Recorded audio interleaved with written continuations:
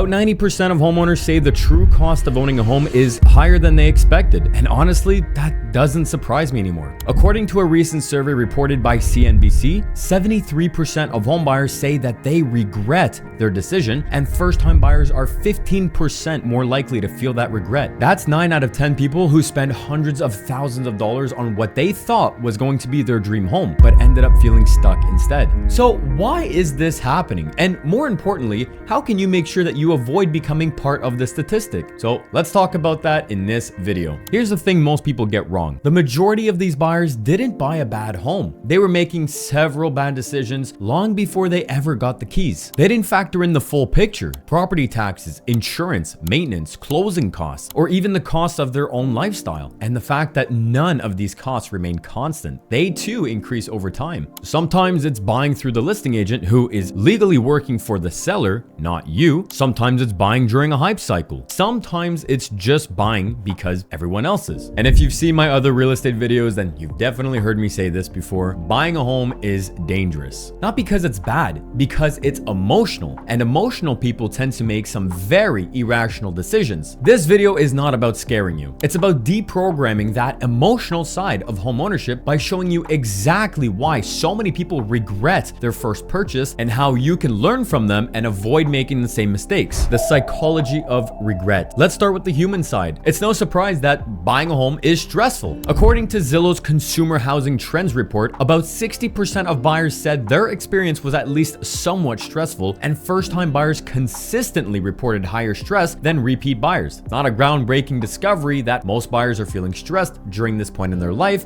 and that first-time buyers are feeling even more stressed. However, that stress creates fear. And that fear makes people rush or make bad decisions. Fear of missing out, fear of rising prices, fear of being left behind. And here's the paradox. People buy homes to feel safe, but end up creating more stress because of it. If you're letting your emotions drive your decisions, then where's the logic? So now let's break down the top 5 biggest regrets that homebuyers said they had so you can learn from them and hopefully avoid them or better prepare for them. Regret number 1 is maintenance. Over 1 in 4 homeowners say that maintenance is their biggest regret. Not because they didn't expect some level of maintenance, but because they completely underestimated how much time and money it actually takes to keep a home running. Look, the reality is a lot of first-time buyers are buying to either escape their parents' house or to escape rent. They imagine the freedom, no landlords, no rules, just full control. But control means responsibility, and that responsibility starts day 0. And guys, look, the truth is about your home is actively trying to return to dust on you while you are just pumping in cash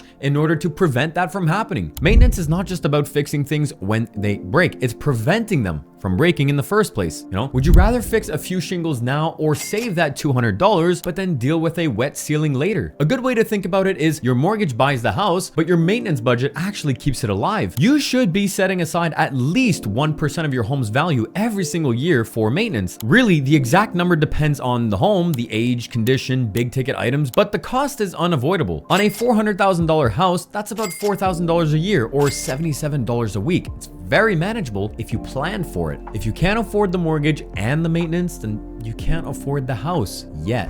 Regret number 2 are hidden costs. Almost 1 in 4 homeowners say their biggest regret was not knowing about the hidden cost of ownership. That is property taxes, insurance, condo fees if applicable, closing costs. And it makes sense. We can't be expecting first-time buyers or even repeat buyers to know everything about real estate. So people anchor on what feels tangible, which is the purchase price or the mortgage approval amount. But the real cost of owning a home lives in the fine print, and that's where regret grows. Banks tell you to set aside about 1.5% for closing costs, and on that same $400,000 home from earlier, that's about $6,000 cash that the bank is going to want you to have in your account, which is completely aside from your down payment. And if you're putting less than 20% down payment in Canada on a purchase of a home, then you're going to have a mortgage insurance premium that is then added back to your mortgage. But here's the part that many buyers don't actually know. Provincial sales tax on that premium is fully due on closing. So, for For example, on that same $400,000 home with a 5% down, typical scenario looks like this.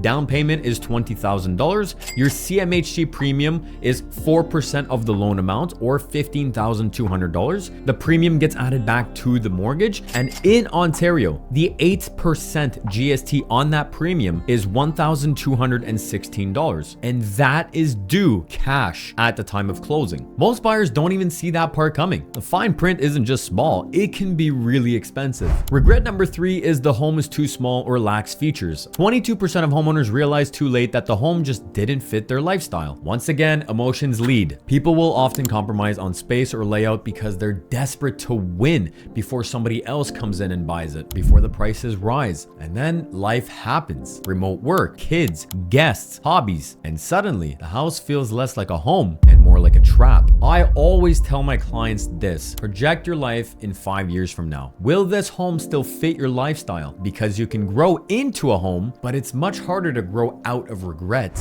Regret number 4 is the fixer-upper / older home. 1 in 5 homeowners say they regret buying a fixer-upper or an older home. And I get it, the charm, the potential, the HGTV effect. But many people underestimate 2 things. 1, the true cost of materials and labor, and 2, the reality of living in a construction zone. Renovation optimism is a real bias. We fall in love with the after photo, but completely ignore the path that leads us there, meaning the timeline and the cost, especially if somebody is buying a fixer-upper when they're already at the top end of their budget. That's a recipe for disaster. Well, I'm not saying fixer-uppers are always a bad idea. Done right, it could be converted into a really great home and could even make you a lot of money. But if you can't afford to finish it, then you don't own an investment, you own a liability. Regret number 5 is location was not ideal. So almost 1 in 5 buyers say that they regret where they bought, but not the house itself. Especially during the pandemic hype cycle, many buyers were actually expanding their search radius in order to buy more home. And we're still seeing that now. But the problem is, once again, they're not projecting their life in 5 years from now. And then reality sets in, and so does the regret. You know, a cheaper house 45 minutes away feels like a win until your commute time doubles, your social life fades, or your kids are forced to change schools, and reality sets in. You can always remodel a home, but you can't change its neighborhood. Location isn't just about appreciation,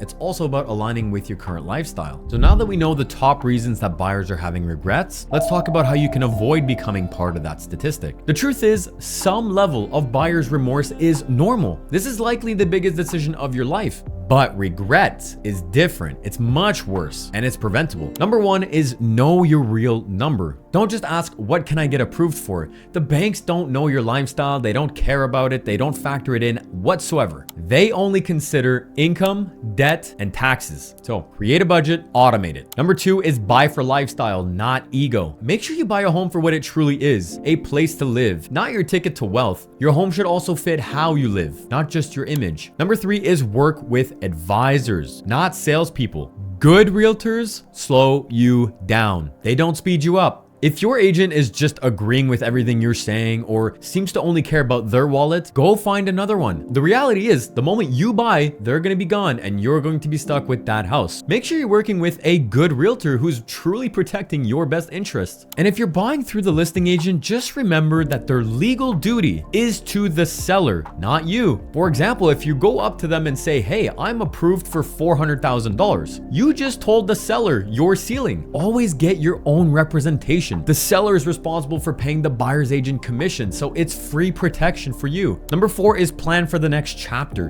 Don't just buy for now or for today. Think about where you'll be in 5 years or where you're going. Number 5 is expect the unexpected. The first year will surprise you. Prepare for it now and it won't derail you later. Budget, automate it, review it, protect yourself. And if you're a first-time buyer, then let's be honest, you don't own much of anything. And I'm talking about furniture, appliances, curtains, cleaning supplies, tools. I mean, it all adds up really fast. Plan for it now. So buying a home can be one of the best financial decisions that you'll ever make, but it could also be one of the most expensive lessons that you ever learn. The difference is not about timing the market, it's about self-awareness. So before you scroll through listings tonight or book another showing, ask yourself, am I buying a home or am I just buying the feeling? Because when you get clear on that, you tend to make smarter decisions and you never become part of that 90%. If this video helped you rethink your buying strategy, then drop a like. It helps more people find these types of useful videos, and I would truly appreciate it. Make sure you subscribe if you want some more honest finance and real estate breakdowns. And hey, if you're looking to buy or sell in Eastern Ontario and you'd like to work together, let's get in touch. So head to the link in the description below and let's start talking about your priorities. Thanks for watching, and I'll see you in the next one.